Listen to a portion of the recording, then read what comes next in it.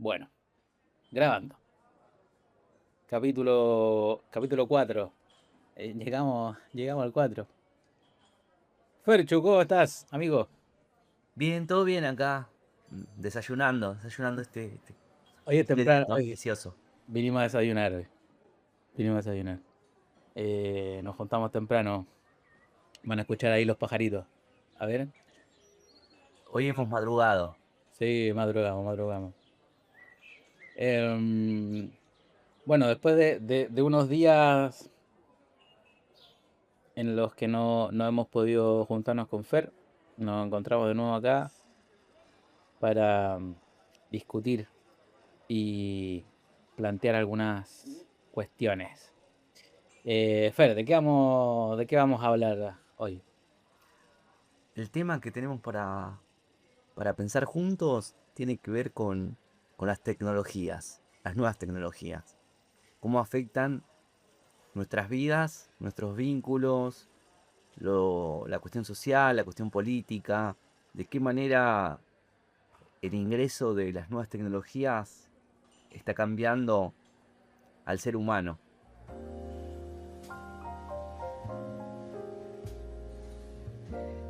Bueno, tecnología, Fer. Me parece que igual es un concepto bastante amplio el tema de la tecnología. Me parece que la definición tendríamos que, o al menos acotarla para ver hacia dónde vamos a apuntar hoy como capítulo, ¿no? Como programa. Ujú. Tecnología es el trabajo del ser humano sobre el mundo del natural para construir herramientas que extiendan sus diferentes capacidades. Por ejemplo, yo tengo un limonero y un naranjo en el patio de mi casa. Los limones que están abajo los alcanzo, pero cuando está más arriba no llego. Entonces agarro un palo, ato un alambre en la punta en forma de gancho y con ese voy bajando los limones o las naranjas que quedan lejos. Esa es una tecnología, es una extensión de mi brazo. También puedo, que es otro trabajo, agarrar la escalera y subirme a la escalera. Esa escalera también es una tecnología, es la extensión de mis piernas. Borges decía que el libro es la extensión de nuestra memoria. Así que las tecnologías no es algo novedoso en el ser humano, sino que está mm, de manera casi milenaria o ancestral. Por eso podríamos hablar de nuevas tecnologías. ¿Cuáles serían esas nuevas tecnologías? Bueno, las pantallas, el celular, la computadora, el iPad, la tablet, las plataformas, podríamos pensar las aplicaciones, las redes sociales, la inteligencia artificial, el Wi-Fi. Así que esas serían como las nuevas tecnologías. Cada tecnología va afectando de distintas maneras la vida humana. Pensemos el avance que fue la construcción de la rueda, ¿no? O del automóvil, del tren, ¿no? Como permitió del avión, ¿no? Permitió transportarnos, digamos, a otros lugares de manera mucho más rápida. Bueno, y así como la introducción del tren, del avión, del auto, causó distintos cambios, hoy la introducción del Internet y de estos dispositivos tecnológicos está causando transformaciones, pero transformaciones aún, podríamos decir, en la naturaleza humana, en lo que somos. No sé vos cómo lo ves, Mario. Sí, a mí me viene a la memoria una película que es 2001, Odisea al Espacio, reconocidísima, ¿no? Eh, y en las primeras imágenes se plantea como la evolución del hombre y en esas primeras imágenes hay como unos chimpancés, unos monos que están peleando y como primer acto tecnológico de la humanidad, lo que hace Kubrick es mostrarnos a estas como dos facciones de monos que están peleando. Y hay un monito que es más inteligente, no sé lo que hace, pero que agarra un hueso. Y ese hueso, como herramienta tecnológica, es lo que lo va a hacer dominar al otro. Porque ese hueso se transforma en un arma. Y con ese hueso le pega a los otros. Creo que no me acuerdo si mata a alguno o alguna cosa así. Con ese hueso. Y una vez que domina, digamos, la cámara se queda enfocando ese hueso. Y él tira el hueso al aire. Y ese hueso, por corte directo, pasa a una estación espacial. Es maravilloso. Haciendo el paralelismo de esto, ¿no? Como de la tecnología. Como como partió desde algo tan rudimentario como un pedazo de hueso que sirvió como arma a una estación espacial, digamos. O sea, es como diciendo, esto es lo mismo, solamente que ha ido como avanzando en el tiempo. Y, y las nuevas tecnologías creo que sí. Hay un autor que se llama McLuhan. Él decía, no corremos tan rápido como un tigre, pero a través de un auto, a través de un motor o lo que sea, superamos largamente y dominamos, ¿no? La velocidad en este caso. Y vendrían a ser como el auto la extensión de nuestros pies o de nuestras extremidades, ¿no? Lo mismo con la pantalla hoy en día, que sigue esto que decías, ¿no? La pantalla es una extensión de nuestra visión. O sea, no podemos ver ni estar en muchos lugares, pero a través de las pantallas podemos tener esa percepción, ¿no? De estar en todos lugares. Em, y así, como que toda la tecnología también podría ser en ese fondo como algo que nos quiere acercar a ser óptimos o mejores en áreas en las que no somos biológicamente tan potentes, ¿no? ¿Qué decir con el tema del pensamiento, del conocimiento?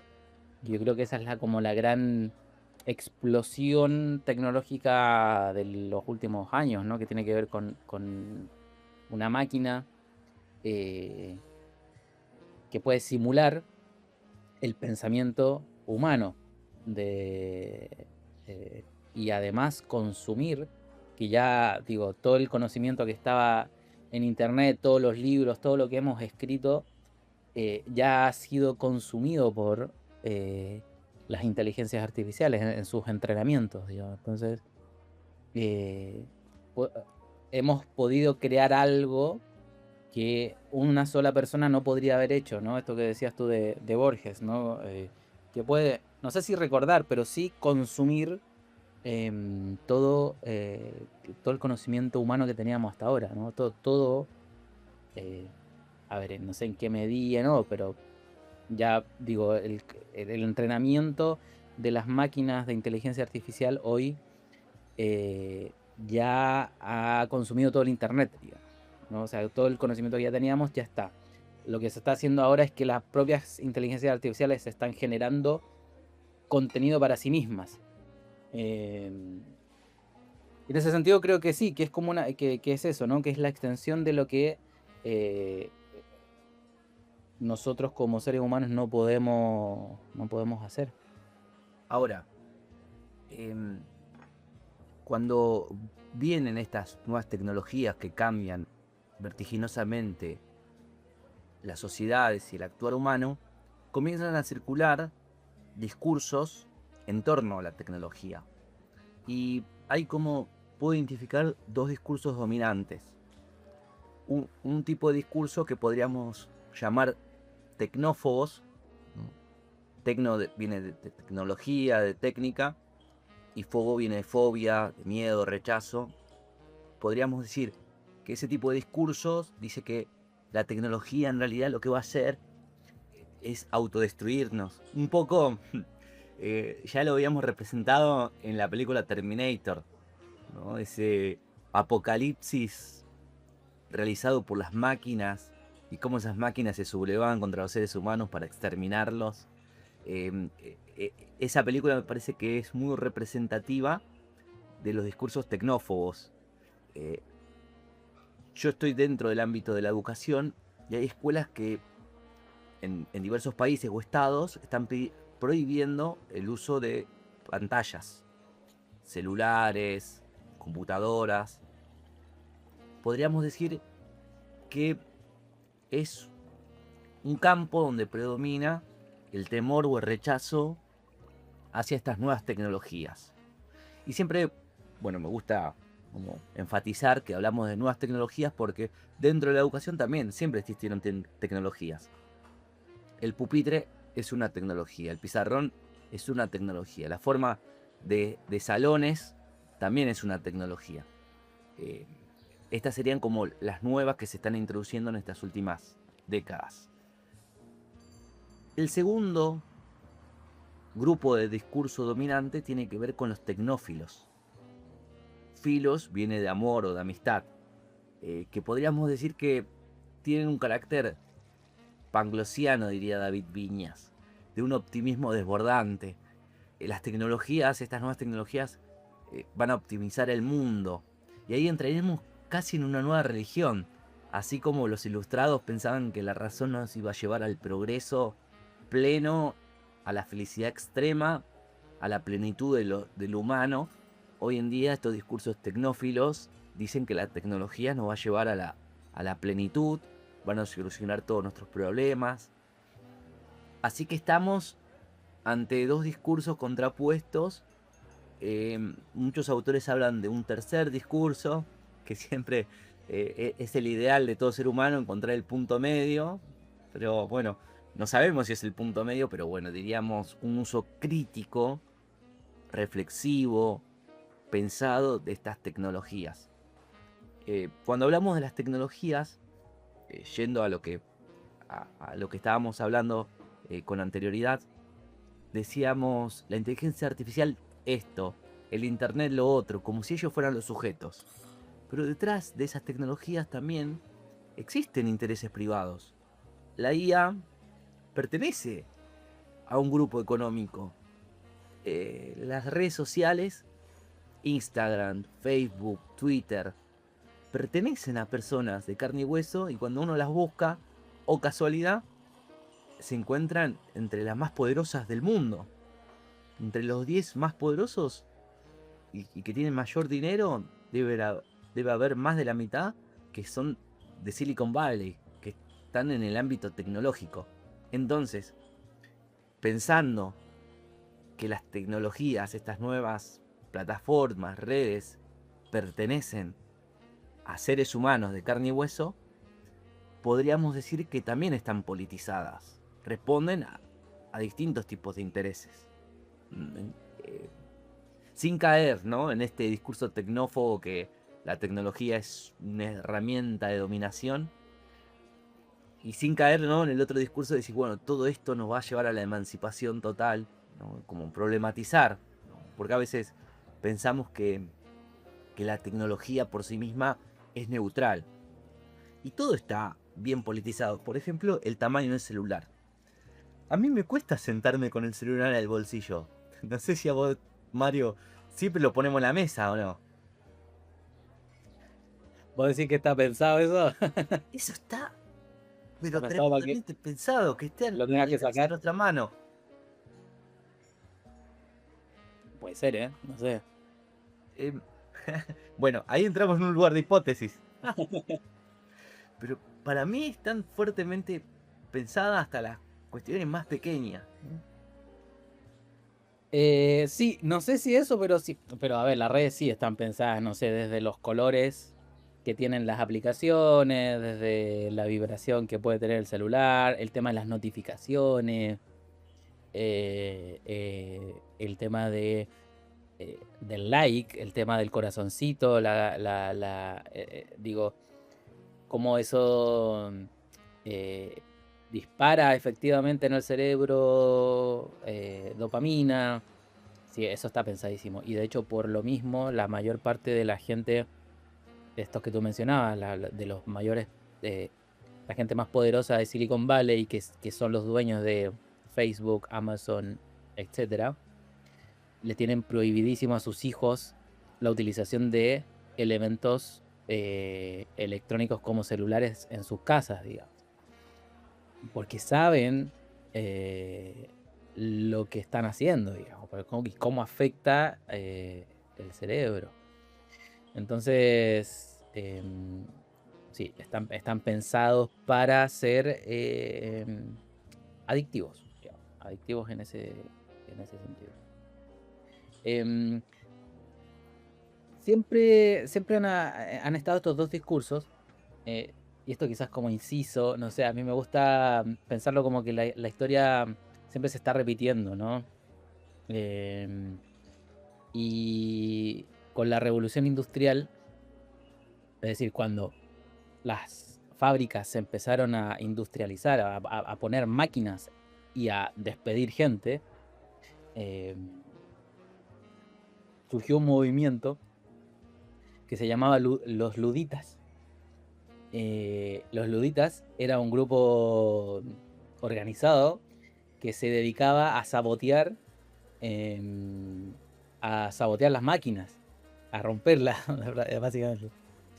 Eh, y es la expresión de esto que tú decías, de la política, ¿no? En el fondo, no estamos de acuerdo con que las máquinas vengan a reemplazar nuestro trabajo y vamos a hacer todo lo posible para impedirlo.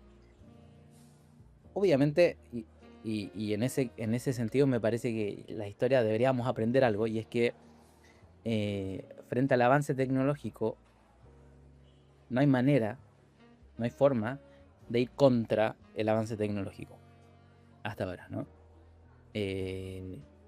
Lo que se puede hacer es entenderlo, estudiarlo, hacer lo que hace esta gente, de decir, oye, ya sabemos, ya entendemos que las pantallas hacen mal, que a los niños no deberíamos pasarle, ok, yo lo voy a hacer.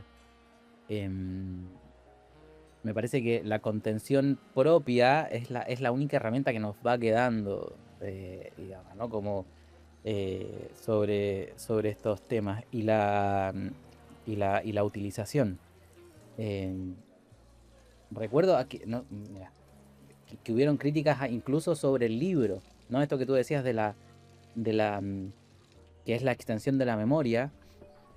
Habían críticas sobre el libro cuando nace la imprenta y se empiezan a decir, y gente que decía, bueno, la gente ahora no va a necesitar memorizarse nada, porque lo va a tener todos los libros. Eh, ahora, el valor que tenemos ahora en cuanto a eso, digo, a leer y a poder transportar ideas y a masificar ideas, etcétera, es infinitamente superior. Entonces, em, me parece que tiene que ver con eso, ¿no? Como con el uso que le damos y cómo lo podemos llegar a utilizar a favor, más, más que el discurso ludita de la destrucción completa que hoy también hay, ¿no? Con relación a eso, como ese discurso eh, antitecnología. Vamos a hablar de la inteligencia artificial, que está más en boga ahora, pero hay muchas voces eh, levantándose en contra, En, ¿no? en torno a la inteligencia artificial ya nos podríamos meter, porque nos lleva a pensar dónde, dónde está el límite humano, pensando que estas herramientas son extensiones de lo humano. Parece ser que los límites del humano se van como eh, perdiendo definición, se va haciendo más poroso todo. Eh, Hay gente que les cuenta sus problemas a la inteligencia artificial, gente que la utiliza de psicólogo,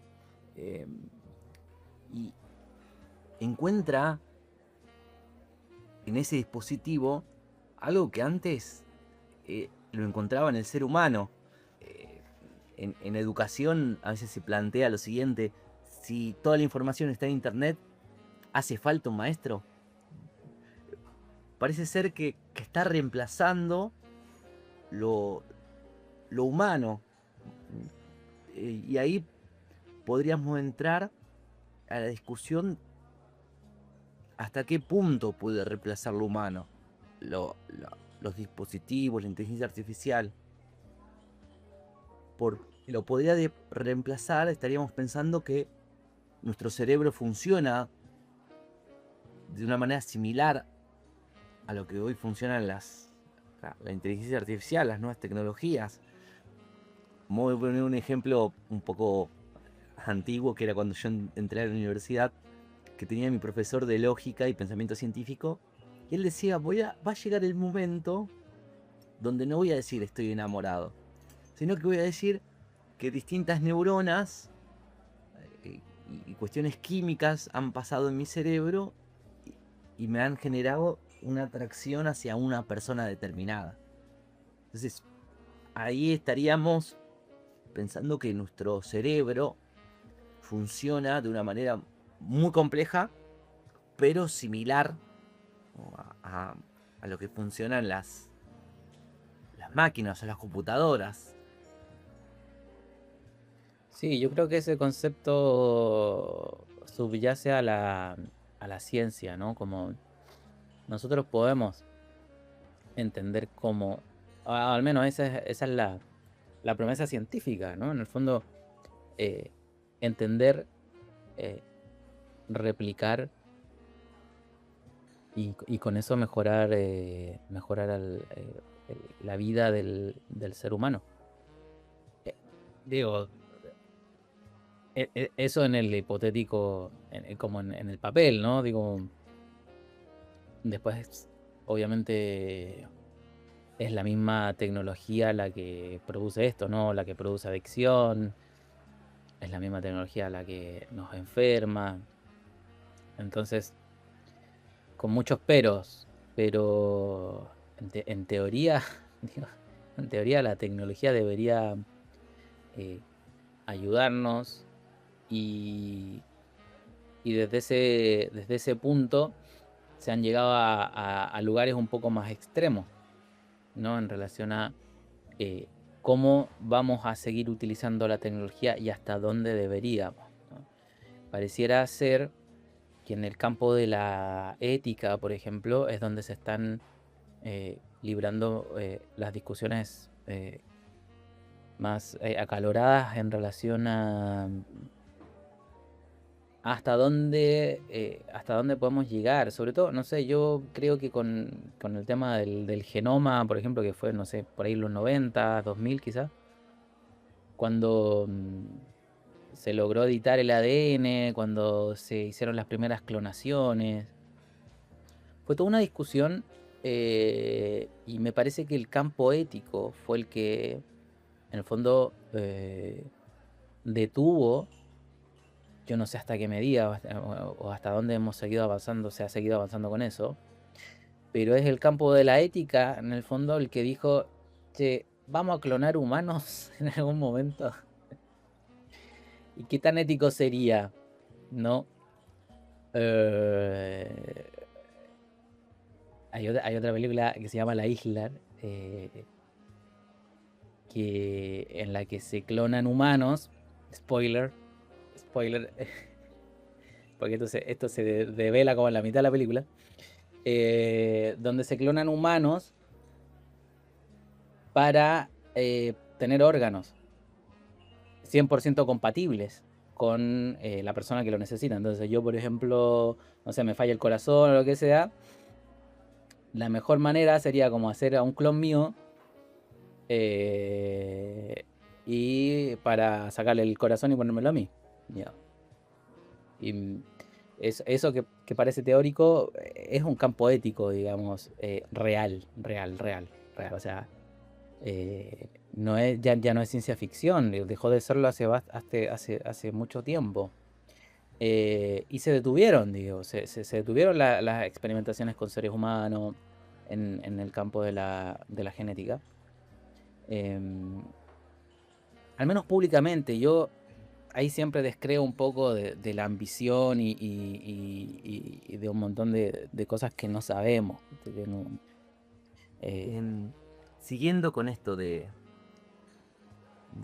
humano, de lo ético, si cada vez como los límites se van corriendo y haciendo difusos, podemos decir que la máquina tiene un alma, tiene hay un yo detrás de ese dispositivo que me está respondiendo, que está escuchando mis problemas, que lo está leyendo, que me está dando un consejo. ¿Cómo lo pensás vos, Mario? hay varias, o sea, hay varias, o sea, por ejemplo, en el tema de la clonación, te diría, ya, y si hay un clon mío, ¿ese clon tiene alma? ¿Es igual que yo? ¿Piensa igual que yo? ¿Se clonan? Toda esa... Ahora, eh, en lo propiamente humano, creo que es una discusión que a veces se pasa por alto. Y se asume en la mayor parte del mundo occidental judeocristiano que la existencia per se del alma, ¿no? Como esta cuestión que nos da personalidad propia, que nos da los sentimientos, que nos da la energía vital que nos moviliza, eh, y que en algunos casos proviene como un aliento divino, ¿no? Como esta cosa metafísica.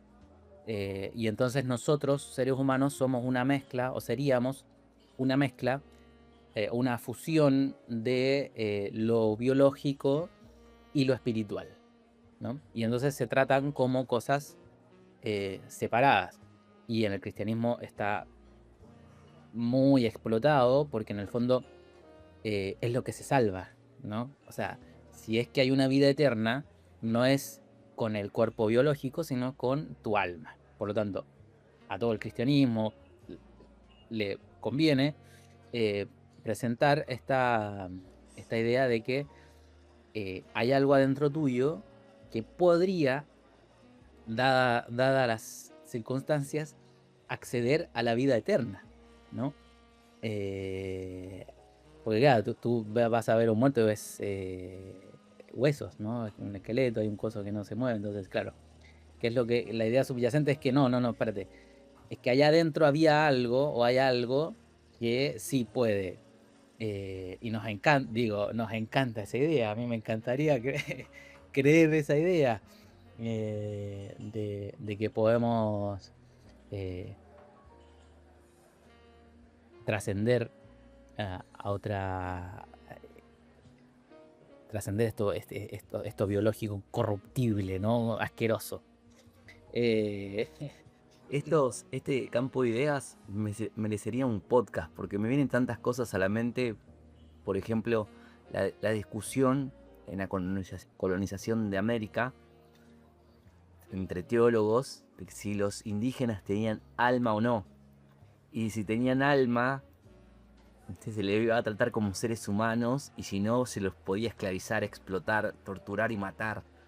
Entonces, es una idea muy fuerte para un pensamiento colonial, porque para poder destruir cualquier ser vivo, lo importante es que no tenga alma.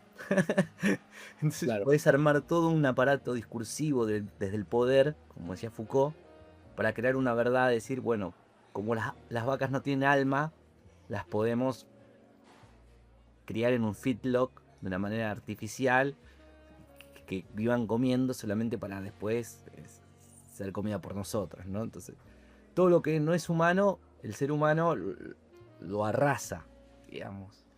Esta distinción entre qué cosa tiene alma y qué no, es como también muy conveniente para nosotros a la hora de intervenir en el mundo para expropiarlo, explotarlo, Ya ha pasado, por ejemplo, con el nazismo. El nazismo decía que los judíos no eran seres humanos, que los gitanos no eran seres humanos. Entonces, hace falta solamente marcar un límite claro, decir, bueno, de acá para allá no es ser humano, entonces podemos hacer lo que queramos.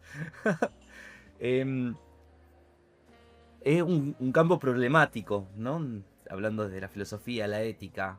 Sí, y hay dos posiciones, ¿no, Fer? Eh, en este sentido de decir, ¿somos dos cosas o somos una sola?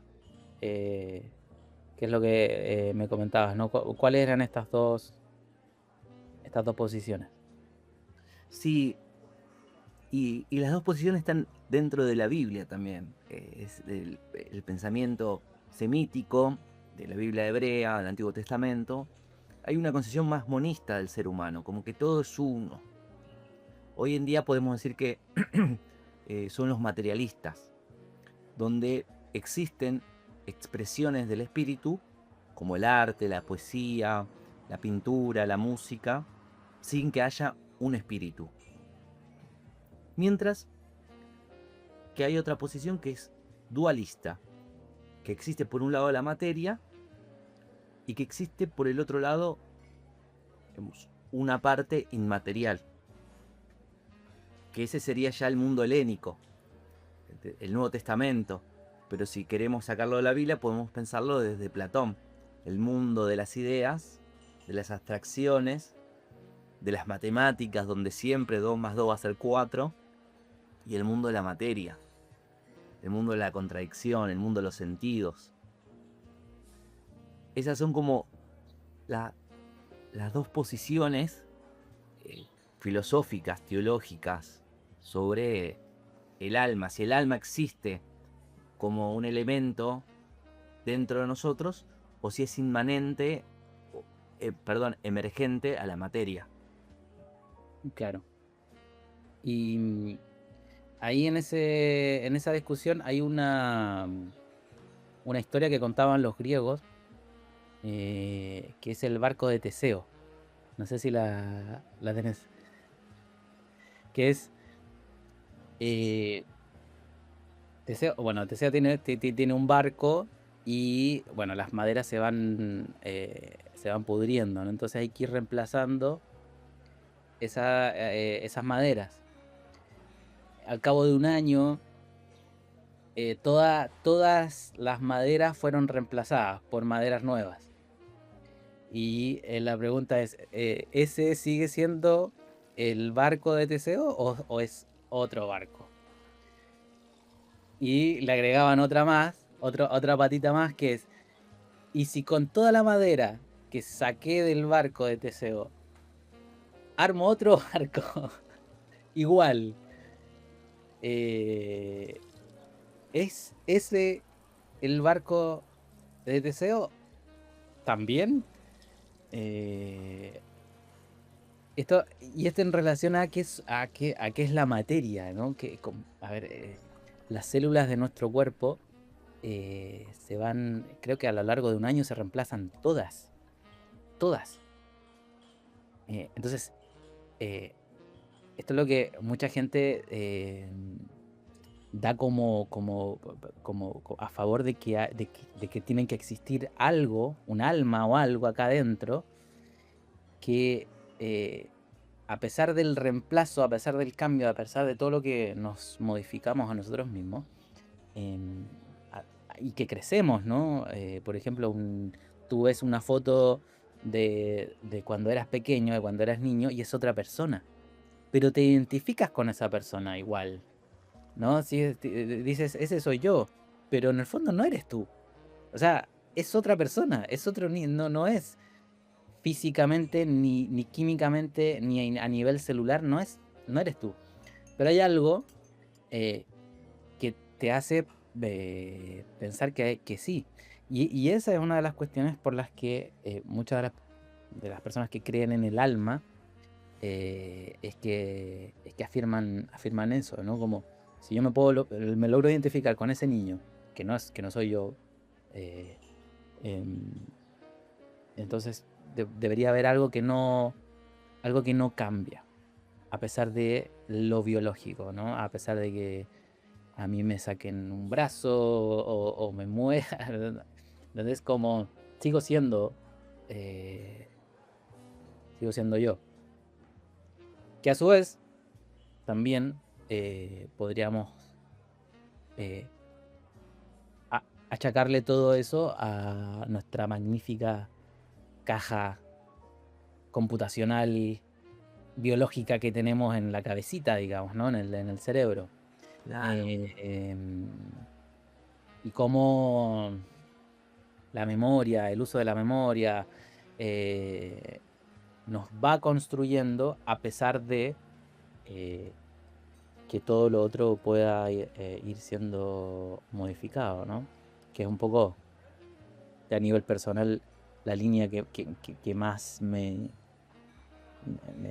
me da tranquilidad un poco. No sé si tranquilidad, pero eh, pienso finalmente que todo puede ser explicado, ¿no? A nivel químico, biológico, incluso esto que vos decías del enamorarse, de sentir algo por otra persona, lo que decíamos, es que está todo muy estudiado y de hecho, no sé si se puede replicar, pero el tema hormonal, el tema de feromonas, el tema del sistema inmune, todo eso genera atracción biológica entre sexos, digamos, ¿no?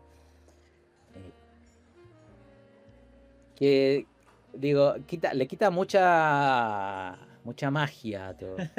Como, claro, si podemos replicar, no, pero eh, está, digamos, o sea, esas cosas están, no sé si es del 100%, ¿no? Si es el 100% de todo, me parece que igual hay un espacio y me gustaría pensar, y yo creo que nos gusta pensar que hay espacio a la decisión, pero de que somos animales eh, y que ha sido parte de la evolución, eh, eso no lo podemos discutir, digamos. Como nuestros cerebros están pensados para reproducir la especie, digamos, ¿no? Y de la mejor manera posible. Ojalá pasando el mejor ADN, ojalá mezclando ADN que no se ha mezclado para poder generar mejores anticuerpos y poder defendernos un poco mejor a nivel biológico. Digamos, estamos hackeados para eso, ¿no? Y, y la tecnología va de la mano. La tecnología va de la mano con eso. Eh, y en este sentido, como que hay dos ideas. Una de la aceleración de la evolución. Porque, ¿qué pasa? Yo ahora estoy usando gafas, lentes, y Fer también. Em, Sin esto yo estaría inválido, digamos, ¿no? Sería como una persona, o sea, de verdad no veo. Em, y eso mismo va y ha hecho perdurar que el gen de la miopía o qué sé yo, se reproduzca. O sea, yo en otras circunstancias sería una persona que no estaría como apta para la reproducción, digamos. Eh, y bueno, lamentablemente mi hija igual también tiene el mismo tema, ¿no? El mismo problema. Entonces, la tecnología nos ayuda, ¿no? En el fondo, a que muchas de estas imperfecciones, por decirlo de alguna manera, estas cosas que no son del todo óptimas, no sé, necesito ayuda para oír y me pongo un audífono, estoy cojo, tengo algún problema, digo, la tecnología va ayudando a esas cuestiones, pero a la vez va deteriorando eh, o va modificando, no sé si deteriorando, ¿no? La posición del cuello, viste que ahora con el tema de los celulares también así, como que la estamos modificando de a poco. El tema de los dedos también está siendo modificada por el tema de los celulares. Eh, de a muy poquito como que estamos siendo transformados por la tecnología. Y a su vez, y esto es lo que viene como detrás de todo esto, que es vamos a seguir utilizándola, y hay grupos de gente que dice sí, y tenemos que utilizarla más todavía, ¿no? Tenemos que acelerar la evolución humana a través de la tecnología. Porque es nuestra única manera de poder seguir evolucionando a un paso acelerado. Si esperamos 2000 años a que nos crezcan alas, digamos, para volar, no vamos a poder, digamos, no llegamos, nos extinguimos antes, por eso necesitamos aviones para poder ir más rápido. Entonces, en ese sentido, es que nace el transhumanismo, que es esta idea de acelerar y juntarnos, fusionarnos con la máquina. Sí, hay como un quiebre bien marcado entre dónde está lo humano y dónde está lo natural. Este transhumanismo borra esas líneas, límites modernos, porque nos ayuda a pensar como nosotros también somos parte de la naturaleza. No está el ser humano por acá y la naturaleza en la vereda de enfrente, sino que somos naturaleza. Somos esa parte del universo que se piensa a sí mismo, que tiene conciencia de sí. Ahora, si somos capaces de transformarnos a nosotros mismos, por ejemplo, usando las gafas, usando las zapatillas, estas nuevas tecnologías, ¿qué tipo de transformaciones van a causar a largo plazo? Y si son deseables o no, ¿quién decide sobre eso? Porque podríamos decir, bueno, hay que dejar que fluya. En realidad no está fluyendo, en realidad hay gente que está tomando decisiones por sobre la población. Ahí podríamos hablar de que deberíamos formarnos como ciudadanía para poder decidir sobre nuestro destino. Y no que 2 o 3 personas decidan por sobre todo el colectivo a partir de sus intereses, pequeños intereses egoístas. Pero para eso necesitaríamos una ciudadanía informada, capacitada, para poder tomar una decisión. Sí, esto que Yo tú dices. hablaría de una formación en torno a la temática. Yo pienso que el futuro de las tecnologías está cercano, digamos, de acá a una década, por cómo se dan los cambios, se dan de manera muy vertiginosa. Está a la vuelta de la esquina. Así que podríamos pensar qué tipo de cambios, de transformaciones, como vos decías, el cerebro tiene una plasticidad inherente. ¿Qué quiere decir eso? Que cuando una parte no se utiliza, esa energía va hacia otra. Vamos a poner un ejemplo. Yo tengo un amigo en González Catán, en Buenos Aires, que él va perdiendo la vista. Y ahora creo que estaba en un 5 o 10% de la vista, de visión. Nada. Pero jugaba muy bien al ping pong. Y yo le preguntaba cómo hacía si no veía. Y él me dice, yo escucho. Y escucho la pelotita, por dónde va. Quiere decir que toda esa energía, ¿no? Neuronas que estaban abocadas a la visión, empezaron a tener otro tipo de conexiones y empezaron a desarrollar su aparato auditivo, otros sentidos. Ahora, nosotros, con toda esta tecnología, esta información, esta sobrecarga de información, que ahora no tenemos que memorizar números celulares, direcciones, no tenemos que memorizar un montón de datos como hacíamos antes, y todo está en el dispositivo. ¿De qué manera explotamos toda esa parte que nos llevaba a memorizar datos, memorizar números celulares? Si está siendo utilizada de otra manera, enriquecida, o simplemente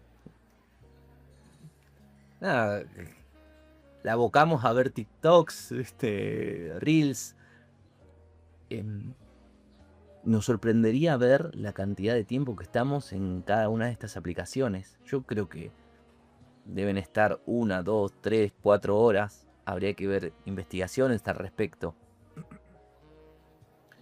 De qué manera ese tipo de tecnologías, plataformas, aplicaciones van modelando nuestras formas de pensar y de sentir, nuestra subjetividad, nuestro ser persona, nosotros como seres humanos.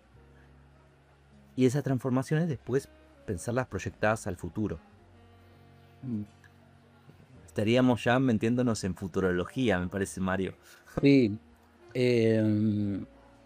no, me gusta la idea de pensarlo así, pero a ver, creo que lamentablemente, los estudios no nos arrojan buenos augurios con respecto a esto, porque efectivamente digamos, la carga de pensar eh, no nos gusta en general, ¿no? Como no es algo que a un espíritu, mira lo que estoy diciendo, un espíritu moderno eh, le guste, ¿no? Somos más bien eh, con toda esta carga de dopamina, ¿no? Y de placer, somos lo que una autora llamaba la generación dopamina. Uf, Estamos, Len, que creo que se llama la autora, eh, y estamos yendo hacia ese futuro un poco, ¿no? Eh, la película de Wall-E, en la que los humanos son todos gordos y andan como en unas cosas así flotando y todo, son todos así, porque yo no sé si vamos a esa cuestión física, pero sí a la cuestión de no pensar mucho, ¿no? Como del placer más rápido, instantáneo, eh, y darnos cuenta de eso me parece que es como el primer paso. Estamos recién ahí, ¿no? Como que estamos recién ahí dándonos cuenta de cómo nos está afectando. Hay mucha gente que compara esto con el alcohol y el cigarrillo, ¿no? Como cuestiones que hasta en algún momento dijeron que habían publicidades de cigarrillos que decían que era bueno, ¿entendés? Como, hasta que logramos entender que da cáncer, que todos los estudios estaban apuntando lo mismo con el alcohol, y de alguna manera se logró regular mediante leyes estos temas, ¿no?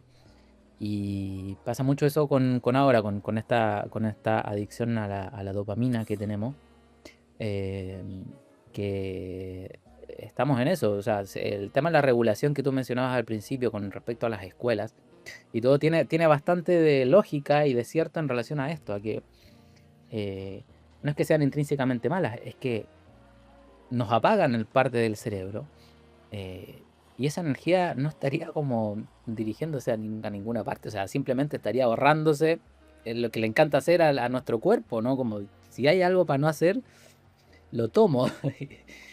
Es menos energía para usar. Entonces, creo que estamos en esa primera etapa y ojalá. Hay algunos proyectos en relación, por ejemplo, a la inteligencia artificial que están tratando de ser más abiertos. Hay mucha gente, por ejemplo, de OpenAI,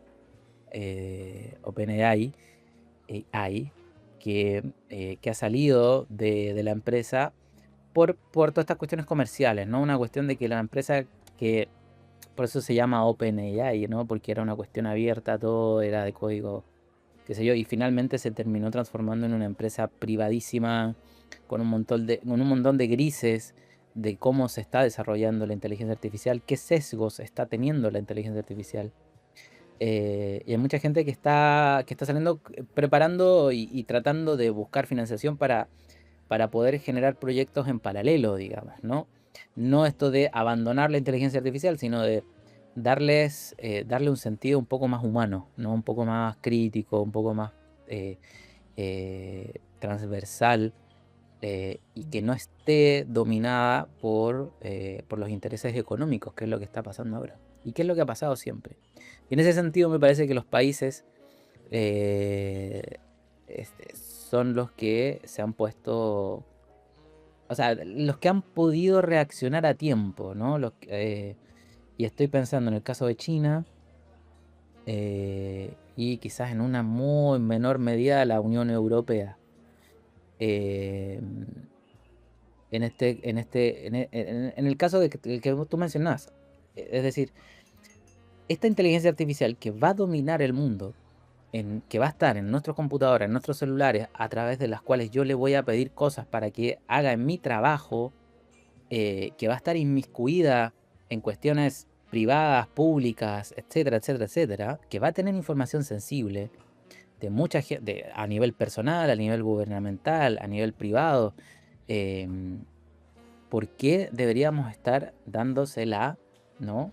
Eh, Dándole este poder a una empresa privada con una nacionalidad específica, ¿no? Con todo lo que eso implica. Y desde ahí que viene el proyecto chino de decir, ¿no? ¿Y qué es lo que ha hecho siempre? Lo hizo también con las redes sociales, o sea, prohibir, que es una palabra que a nosotros no nos gusta en general, pero prohibir la entrada de las redes sociales americanas y generar sus propias redes, digamos, ¿no? Su propio Facebook, su propio Twitter, X, etcétera, y un poco aislar a la población de este recurso, eh, de esta tecnología, perdón, de esta tecnología norteamericana, ¿no? Casi como, entienden que ahí está el poder y el control final y donde en el futuro se va a ganar o perder. Y por eso todas estas inversiones millonarias, pero estratosféricas, para construir más data center, para poder entrenar cada vez una inteligencia artificial más grande. Y creo que nuestros países en general, Fer, ya no llegaron. Ya no llegamos a la corrida, digamos. Ya, digo, esta carrera ya partió hace rato, ¿no? Digo, ya no llevan 4 vueltas de diferencia, ¿me entiendes? A lo único que se opta y que se sigue optando en nuestros países es a usar, usar la tecnología que nos den. Y es un error, sí, sí, sí, porque los intereses están ahí, están igual.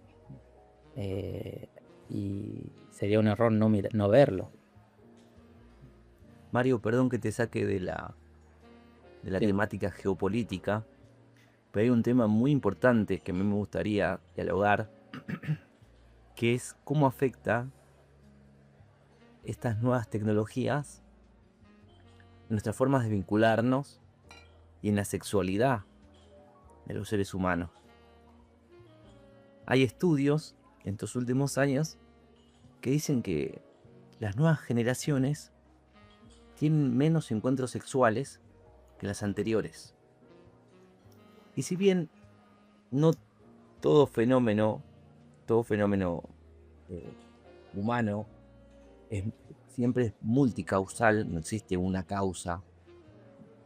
causa-efecto, podríamos asignarle una cuota de responsabilidad a las nuevas tecnologías, la idea de que haya cada vez menos encuentros humanos, menos energía sexual dirigida al otro ser humano. Es una pregunta ahí que me voy haciendo. Sí. ¿Cómo estas nuevas tecnologías nos hiperestimulan?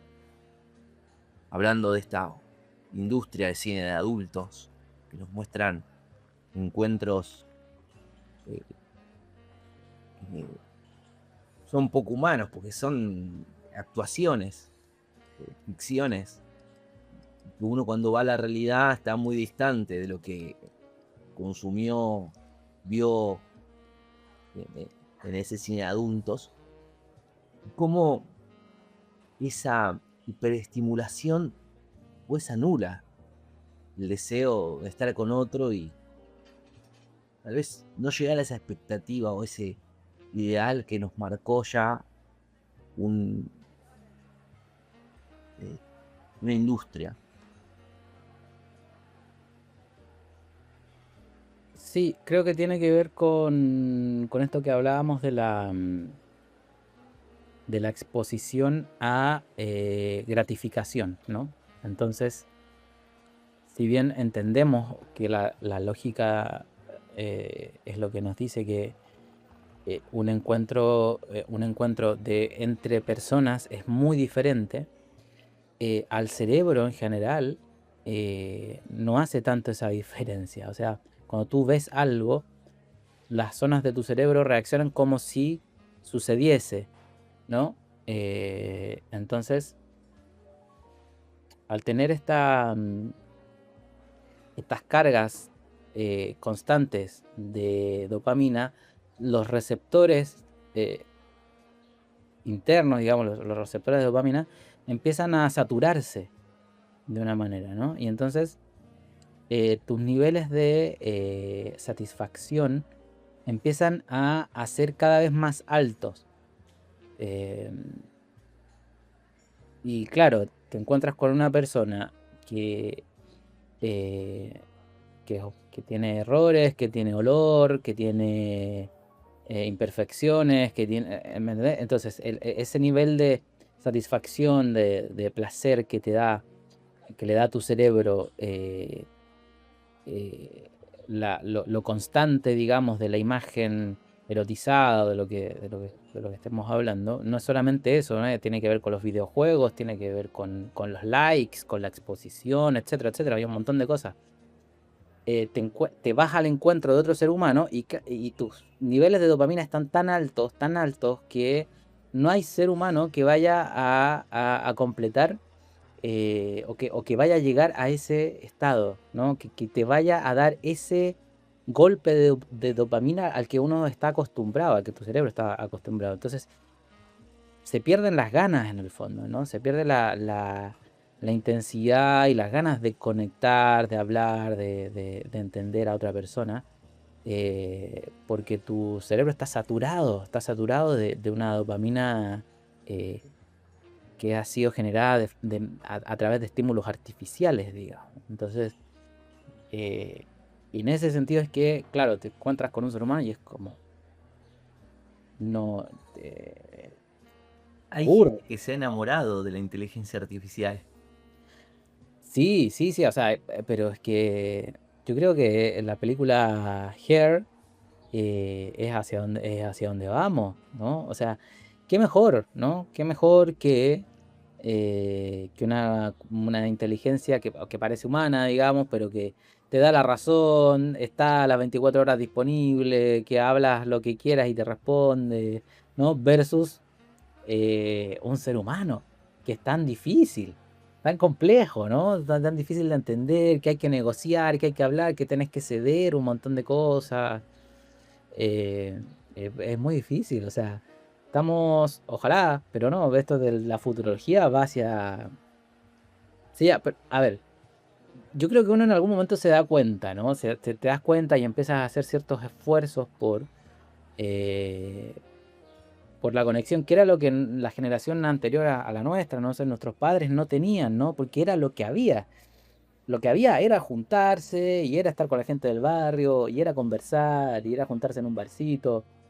Porque eso es la interacción que había, ¿no? Ahora, al integrar toda esta cuestión tecnológica, se hace realmente mucho más difícil las interacciones. Y entiendo que a las generaciones nuevas que ya nacieron con esto, les cueste tanto, ¿no? Nosotros, no sé, millennials, estamos ahí, entre medio, ¿no? O sea, yo al menos alcancé a tener una niñez sin internet, sin computadores. eh, es una cuestión que aprendí de más grande, digamos, que me invadió ahora. pero las generaciones nuevas no tuvieron ni ese espacio, digamos, ni ese espacio de socialización sin tecnología. Es de esperar que cambie. Yo creo que hay movimientos, ¿no? Hay ciertas cosas, pero bueno, es un poco oscura el futuro, amigos. No sé cómo la ves vos. Yo la veo medio oscura. Sí, pienso que hay tanta información que estamos tan saturados que no podemos, somos incapaces de tomar decisiones conscientes, reflexivas. Somos un poco llevados por esta corriente de pensamiento, ¿no? Pensarla como corriente me parece la metáfora justa, ¿no? Porque uno imagina un río y que el agua va, y vos querés nadar en contra de la corriente, no, te lleva. Entonces, los espíritus de época son eso. Nosotros estamos imbuidos en un espíritu de época que nos cuesta tomar esa distancia de ser consciente de lo que está pasando. Uno lee un libro de historia y como que toma una distancia y dice, bueno, ¿qué pasó hace 100 años atrás, 50 años atrás? Y lee distintos historiadores, distintas perspectivas, distintos campos del saber. Pero la actualidad tiene una complejidad que a veces a uno lo desborda. Entonces va como ese pescadito en la corriente. Es muy difícil ser ese salmón que va en contra de la corriente. Sí, Creo que en hechos fácticos es muy difícil que exista. Todos estamos imbuidos en un momento determinado, en una época determinada. Sí podemos, como colectivos, tomar decisiones políticas en torno a ciertos temas. Bueno, pero nadie toma una decisión desde una torre de marfil. La tomás a partir de tu formación, de tu lugar de origen, de la familia a la cual perteneces, del campo del saber en el cual te especializaste. Estás imbuido del contexto histórico. Sos un ser histórico. Y siempre que vamos a tomar una decisión, la vamos a tomar de acuerdo a nuestras formaciones y nuestra biografía. Que ahí entraríamos al tema de la libertad humana. Porque hablar de decisiones es hablar de la libertad humana. Que es un tema que también nos llevaría a todo un podcast. sí. Así que... Pero bueno, Mario, qué lindo tema, el tema de las tecnologías, lo humano, el transhumanismo. Hemos hecho un recorrido interesante sobre Sí, autores, temas, películas. sí, yo creo que no se agota, ¿eh? Que lo pasamos bien por arriba, pero me parece que tocamos un poco ahí los puntos más sensibles a los que nos estamos expuestos. Em, Así que nada, quedamos con muchas preguntas, con un futuro no muy prometedor. Sí, creo que somos un poco pesimistas, no sé, yo al menos soy un poco pesimista.